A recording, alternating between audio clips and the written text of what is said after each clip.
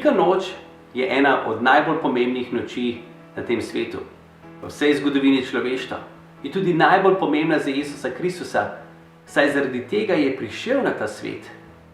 Ni prišel na svet, da bi nas učil, kako imeti dober zakon, kako imeti dobro družino, kako najbolje vzgajati otroke. Tudi ni prišel, da bi nas naučil, kako najbolje razpolagati s svojim denarjem. Prišel je z namenom, da nas odkupi od suženjstva greha, da nas osvobodi iz oblasti teme in da premaga smrt namesto nas, da bi nas lahko odkupil in pridobil za celo večnost, da bi lahko bili z njim, da ne bi živeli več za sebe, ampak za njega. Pravi Sveto pismo, da je o polnosti časa Jezus prišel na zemljo. Sveto pismo pravi, da je v polnosti časa prišel v Jeruzalem, da bi umrl in da bi vstal. Sveto pismo pravi, zaradi tega, ker je avtor Svetega pisma tudi sam Jezus Kristus. In on je vedel vse vnaprej. Zakaj je ustvaril svet? Vedel je, zakaj smo mi padli. Vedel je vse, kar se bo zgodilo. In zakaj je prišel? Iz ljubezni do mene in tebe. Še mnogo drugih stvari bi lahko povedali, zakaj je Jezus prišel na ta svet. Ne samo, da bi se izpolnili vse prerokbe, o katerem so govorili v Stari zavezi, in že na samem 3. poglavju 1. Mojzesa vidimo, da je Bog dal obljubo, da bo prišel potomec iz žene, ki bo uničil hudiča, ki bo uničil smrt. Najbolj pomembna stvar, zakaj Jezus je prišel, je zato, ker je ljubil svojega očeta. Takole pravi v Janezu 6:38, kajti nisem prišel iz nebes, da bi uresničil svojo voljo, ampak voljo tistega, ki mi je poslal. To je bil njegov prvotni namen, ker je ljubil svojega očeta. In mi smo vključeni v to njegovo ljubezen do očeta, odkupljeni za vedno. To je čudovito sporočilo, to je pravo sporočilo velike noči, kajti Jezus Kristus je opravil poslanstvo. Opravil je poslanstvo, ki ga je dobil od svojega očeta, ker je našel tebe in mene. In zato je velika noč, veliko srečanje moje in tvoje z Jezusom Kristusom. To je spomin in to je veliko več, to je slavljenje, to je veselje, kajti tisti, ki verujejo, srečali se bodo z Jezusom Kristusom tudi v oblakih v večnosti. Zato je velika noč, popolno poslanstvo Jezusa Kristusa. Veruj, tudi zate je prišel.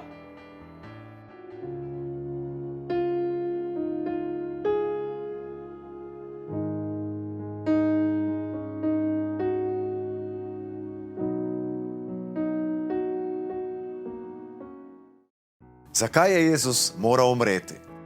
Izstopa drugi del vprašanja moral umreti. In res je moral umreti, ukolikor je hotel spostaviti novo pot, drugačno pot, pot miru, ljubezni, pot upanja in na koncu pot gotovosti večnega življenja za vse, ki postanejo njegovi sledilci. Namreč, sam Bog je nekoč dejal, kazen za greh je smrt. Pa Jezus ni grešil, saj je bil vendar Božji sin. Božja beseda nas uči, da je bil celo brez greha. Zakaj je potem moral umreti, če je bil pravičen? Jezus je kot edini brezgrešni lahko vzel nase naše lastne grehe in s tem nam je odprl pot k nebeškemu očetu, na mesto, kamor spadamo. Bog je namreč na začetku, ko je ustvaril človeka, ga postavil v mesto, ki ga je sam imenoval Eden. Ta beseda v hebrejščini pomeni veselje, razkošje in užitek. In to je bilo točno to, kar je Bog za nas namenil. Ustvaril je nas za odnos z njim samim in za to, da živimo v njegovih blagoslovih. Mi pa svojo neposlušnostjo in uporništvom smo iz tega kraja in z tega položaja izpadli. Padli smo pod moč greha, v življenje polno trpljenja in bolečine. In edini, kdo nas je lahko tega odrešil in odkupil, je bil Jezus, Božji sin. Svojo smrtjo je namreč zlomil moč greha in na križu je umrl namesto nas, vsakega od nas, vsakega človeka. Greh pomeni biti zavedno ločen od Boga ljubezni. njegovega enkratnega načrta. Greh pomeni ravno tako zgrešiti življenjski cilj. Ko je pravičen Jezus umrl za nepravične ljudi, je zadostil pravici. In da bi lahko danes vsi, ki sledimo Jezusa, živeli v pravem pomenu besede svoboda, je vsemogočni Bog ljubezni v Jezusovem imenu premagal našo smrt, naš pekel in naš grob. In če vsak od nas, kdorkoli od nas osebno sprejme to njegovo žrtev na križu za sebe, potem se nam odpre po Jezusu pot do nebeškega Očeta, pot v Božje kraljestvo, v Eden, kraj odpuščanja, veselja, miru, zdravja, blagoslova in večnega življenja z njim.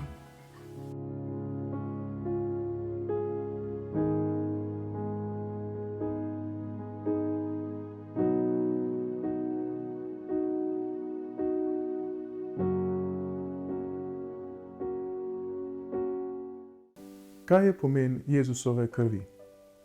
Človeštvo ima zgodovino prepojeno s krvjo. Prvi v Bibliji zapisan greh zunaj raja je umor, prelitje bratove krvi. No, od takrat dalje se to ponavlja le v različnih oblikah. Biblija nas uči, da ima Jezusova kri različne pomene. Prvič, odrešeni smo greha. Drugič, odrešeni smo prekletstev. Tretjič, ozdravljen si vseh ran.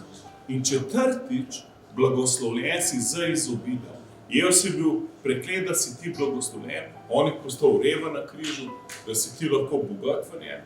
On je na svoje telo je vzel vse grehe celega sveta in to vse krije vse.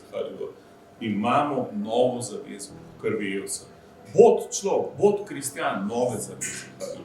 V novi zavezi je že vse narejeno. Sam nauči se sprejeti krvi Jezusa. Meni je najbolj pri srcu ta, da je Jezusova kri plačilo za moj greh.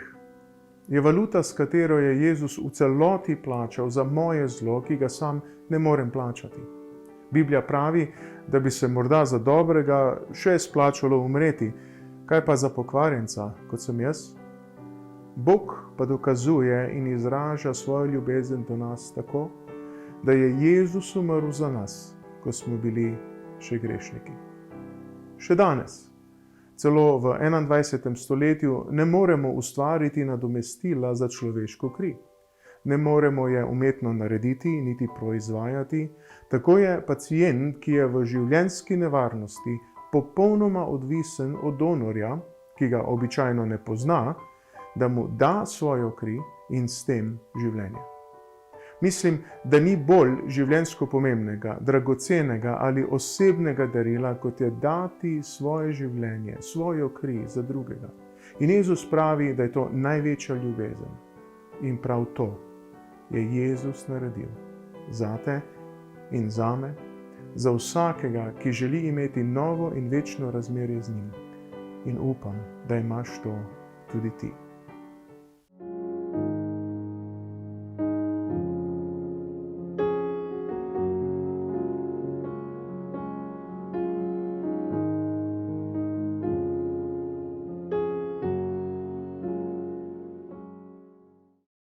Vsi prazniki se lahko skrijejo, tudi Božič, pred praznikom vstajenja na veliko noč našega Gospoda Jezusa Kristusa. Zakaj? Apostol Pavel govori v pismu Korinčanom, 15. poglavje, 12. vrstica in naprej, jaz sem malo preskočil, in govori o vstajenju mrtvih. Pa se to, kaj berem. Če se oznanja, da je bil Kristus obojen od mrtvih, kako morajo nekateri izmed vas govoriti, da ni vstajenja od mrtvih? Če ni vstajenja mrtvih, potem tudi Kristus ni bil bojen. Če pa Kristus ni bil bojen, je tudi naše oznanilo prazno in prazna je naša vera. Znači vse, kar je Jezus delal, dobesedno, vse, kar mi verjamemo, če ni vstajenja, če Jezus ni vstal, nima vse smisla. Sveti Duh, kateri je budil Jezusa od mrtvih, zdaj živi v nas in nam da ravno tako zmaga nad grehom. Nam ni treba bati tudi smrti, nam ni treba bati biti v grob, ker grob nima več zmaga. Jezus živi. In to sporočilo je tako pomembno, da so učenci bili pripravljeni po njegovi vstajenju svoje življenje tvegati za to pomembno sporočilo. In danes mi moramo enako narediti. Če pa Jezus ni vstal od mrtvih, potem apostol Pavel pravi, da smo mi kot kristijani najbolj bogi in bedni. Ampak, ker je on vstal od mrtvih, mi smo tako sigurni, da mi tudi bomo vstali. Jezus je sam dejal, jaz sem življenje in vstajenje. In če mi verujemo vanj, mi vemo, da tudi če umremo, bomo živeli. To je veselo novico, katero ves svet mora spoznati. Jezus nam še danes v 21. stoletju prinaša sporočilo upanja in miru vstajenja. On noče, da bi se bali in živeli v strahu. Njegovo vstajenje za nas pomeni, da imamo svetlo, najboljšo prihodnost z Bogom. Tudi če v času trenutne stiske ne vemo, kako naprej, ima vstali Jezus za nas pripravljeno najboljšo pot. Tudi če ne vidimo izhoda iz naših težav, ima živi Jezus pripravljeno rešitev za čisto vsak problem. Ker je Jezus premagal smrt, smo z njim zmagovalci tudi mi. Kot pravi znana krščanska pesem, ker on živi, tudi jaz živel bom. To je sporočilo čudovitega upanja evangelija, ki ga prinaša Jezusovo vstajenje. Osebno verujem, da to dejstvo Jezusovega vstajenja od mrtvih nagovarja 3 glavna vprašanja, s katerimi se vsi soočamo. In to so, kdo sem, zakaj sem tu in kam grem. Jezusovo vstajenje najprej nagovarja našo osebno identiteto. Kdo sem, kdo smo. In če Bog obstaja in če je to res, da je Jezus stal od mrtvih, potem je tudi res to, da nas je Bog ustvaril. Tu smo, ker smo Božja stvaritev, ker smo ustvarjeni po Božji podobi. In hkrati, zakaj smo tu? Zato, ker imamo namen. Bog želi, da imamo skupnost z njim, vsak človek ga rabi in ravno tako, da živimo, da ustvarjamo z njim. In končno, tu je tudi veselo sporočilo, da obstaja po tem življenju tudi prihodnost. In to je ta večnost, ki jo pripravlja Bog za nas. Jezus živi, to je jasno in ostaja glavno sporočilo velike noči.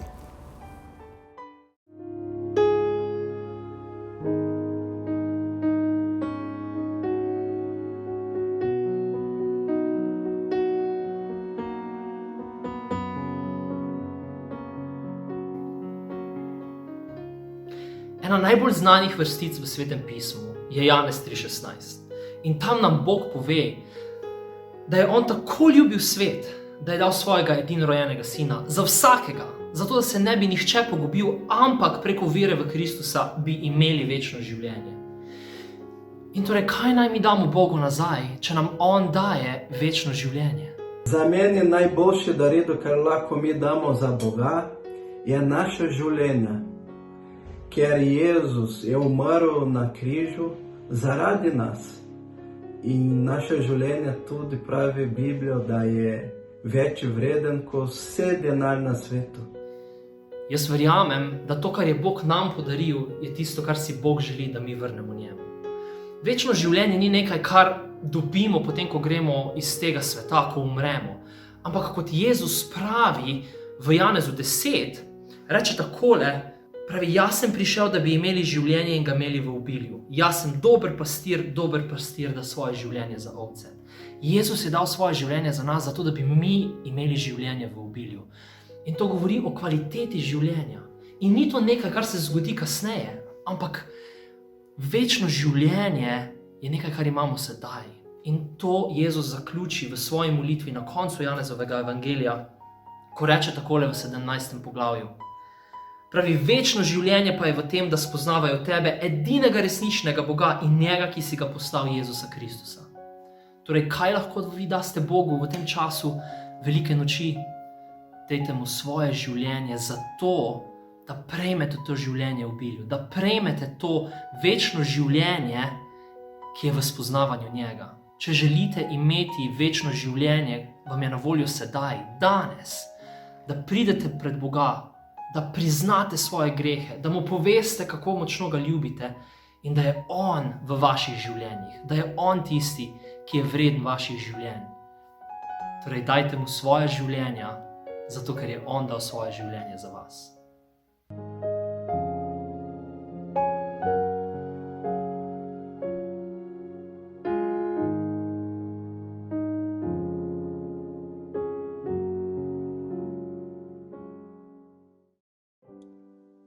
Jezus živi. Ne iščite ga med mrtvimi. To je sporočilo, ki nam odzvanja v ušesih v času velike noči. Ampak kaj pa to pomeni za nas? Za Kristusovo cerkev, za Jezusove učence. Ko gledamo Jezusove besede, ki jih je namenil učencem, ko je že vstal in tik predno je šel v nebesa, beremo v apostolskih delih 1:8, pravi to, da prejeli boste moč, ko bo Sveti Duh prišel nad vas in boste moje priče v Jeruzalemu in po vsej Judeji in Samariji ter do skrajnih mej sveta. Jezus daje učencem novo poslanstvo, daje jim nov namen, daje jim tudi novo identiteto. Mi smo njegovi pričevalci. In sam Jezus, ki je dokončal delo, ki je izpolnil Božjo besedo, je rekel nekaj besed glede svoje cerkve. In v Marko 16 pravi takole, rekel jim je, pojdite po vsem svetu in oznanite evangelij vsemu stvarstvu. Kdor bo sprejel vero in bo krščen, bo rešen. Kdor pa ne bo sprejel vere, bo obsojen. Tiste pa, ki bodo sprejeli vero, bodo spremljala ta znamenja. V mojem imenu bodo izganjali demone, govorili nove jezike, z rokami dvigali kače in če bodo kaj strupenega izpili, jim ne bo škodovalo. Na bolnike bodo polagali roke in ti bodo ozdraveli. Sodobna cerkev mora hoditi v veri. Gospod pa potrjuje svojo besedo s svojo prisotnostjo. Kjer pa je on, se dogajajo nadnaravne reči. Ma grob Jezusa Kristusa je prazen. On živi. Ne samo to, da je Bog nadnaravni in da je bil Jezus 100% Bog in 100% človek in vrto Getsemani, ko ve, da je Gospod vsemogočen in ga vpraša, pokaže svojo človečnost. Če je le možno, oče, vem, da ti je mogoče, ampak ne moja, tvoja volja. V to smo danes poklicani čisto vsi. Vsi se soočamo z istimi izkušnjami, vsak dan, še posebej v teh trenutkih tega duha strahu, ki ga povzročajo sile teme na nas in nas skušajo paralizirati. Ampak Bog nas skozi opogumlja, da se prebudimo. Bog Biblije, Jezus Kristus, je edina rešitev za človeka. Bodite blagoslovljeni s spoznanjem Božje besede v imenu nad imeni Jezusa Kristusa. Jezus pravi, pogledajte, dana mi je vsa oblast v nebesih in na zemlji. Pojdite torej in naredite vse narode za moje učence. Krščujte jih v ime Očeta in Sina in Svetega Duha. In učite jih izpolnjevati vse, karkoli sem vam zapovedal. In glejte, jaz sem z vami vse dni do konca sveta. Jezus nam v tem tekstu zapoveduje dve stvari. Zapoveduje nam, da delamo učence. Da gremo do konca sveta, zato ker imamo zdaj njegovo moč v sebi. Zato ker je avtoriteta dana Jezusu in mi lahko gremo v njegovi moči do vseh narodov in jih naredimo za njegove učence. Kaj je boljšega kot to, da so ljudje učenci Jezusa Kristusa in v tem najdejo svobodo? In druga stvar, ki nam zapoveduje, je glejte, jaz sem z vami, vedno, vse dni do konca sveta. Ne glede na to, kaj se bo zgodilo, ne glede na to, kje boste. Delajte učence, zato ker sem jaz z vami, vedno. Jezus Kristus živi. In v tem pojejo celo angeli. In danes se jim lahko pridružimo in vsi na glas rečemo: Jezus živi.